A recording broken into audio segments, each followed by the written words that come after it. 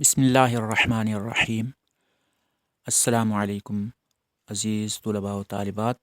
अरबी ग्रामर के एक और सबक के साथ मैं हूँ मोहम्मद इकबाल। हमने इससे पहले वाले सबक में ये पढ़ा है कि अरबी में हरूफ तहज्जी की तादाद 29 है। याद रखिए कि ये अरबी हरूफ की तादाद की बात है, इसमें उर्दू या फ़ारसी के हरूफ हम शामिल नहीं कर सकते। मसलन पे, टे, चे और भे, फे वगैरह जो हरूफ हैं ये अरबी में बिल्कुल भी शामिल नहीं हो सकते। इसके अलावा हमने पढ़ा है कि अरबी के 29 हरूफ के साथ कुछ हरकत या अलामात हैं। फ़तहा यानी ज़बर, ज़म्मा यानी पेश और कसरा यानी ज़ेर, और एक अलामत जज़्म या सुकून की भी होती है। अलिफ़ और हमज़ा में फ़र्क है, लिखने में एक जैसे होते हैं, लेकिन अलिफ़ हमेशा इराब से ख़ाली होता है। इराब से मुराद ज़बर ज़ेर पेश है और जज़्म है, जबकि हमज़ा के साथ ज़बर ज़ेर पेश या जज़्म आती है। अब इससे आगे हमने ये जानना है कि हर्फ जो है, बाज़ दफ़ा हर्फ की जगह लोग हरूफ का लफ्ज़ इस्तेमाल करते हैं। तो बात यह है कि एक हर्फ को हर्फ कहते हैं और ज़्यादा जब होते हैं ये हर्फ तो इनको हरूफ बोलते हैं, यानी हरूफ जमा है। इसके बाद हमने जानना है कि लफ्ज़ क्या होता है। लफ्ज़ हरूफ और अलामात के मिलने से लफ्ज़ वजूद में आते हैं। जैसे क़ाफ़, लाम और मीम, ये 3 हरूफ और इनके साथ कुछ हरकत, मसलन ज़बर और तनवीन, ये जब मिले हैं तो लफ्ज़ क़लमुन या कलम बन गया है।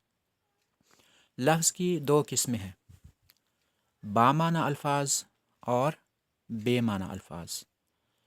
एक लफ्ज़ को लफ्ज़ कहते हैं और एक से ज़्यादा को अल्फाज कहते हैं। और अल्फाज की 2 किस्में हैं, बामाना अल्फाज और बेमाना अल्फाज।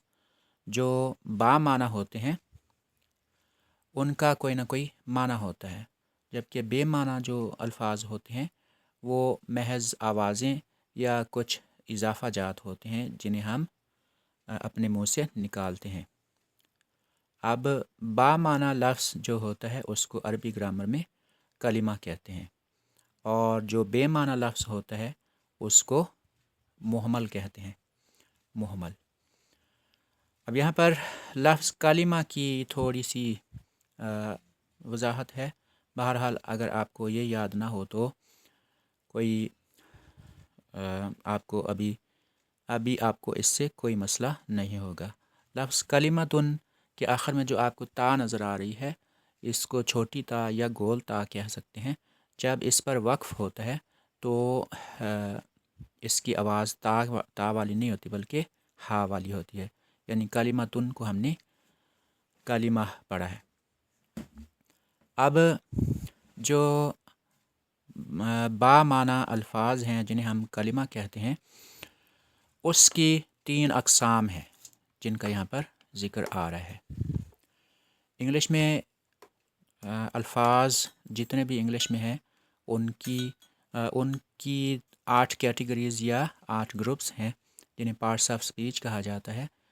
उर्दू में और अरबी में 3 पार्ट्स ऑफ स्पीच आप कह सकते हैं। फिर इन 3 पार्ट्स ऑफ स्पीच की मज़ीद अक़साम हैं। मसलन इस्म की आगे फिर अक़साम है, फ़ेल की भी अक़साम है और हर्फ की भी आगे अक़साम है।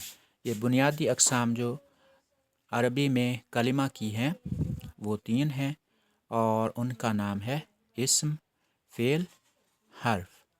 अब इस्म क्या होता है? इस्म जैसे बोला जाता है कि आपका इस्म ग्रामी क्या है, यानी आपका नाम क्या है। तो इस्म किसी शख्स, चीज़, जगह, सिफ़त या काम का नाम होता है। अब इसके बाद हम फ़ेल की तारीफ़ करते हैं। फ़ेल वो कलिमा है जिसमें किसी काम का करना या वाक़या होना ज़माنے کی قید کے ساتھ پایا جائے۔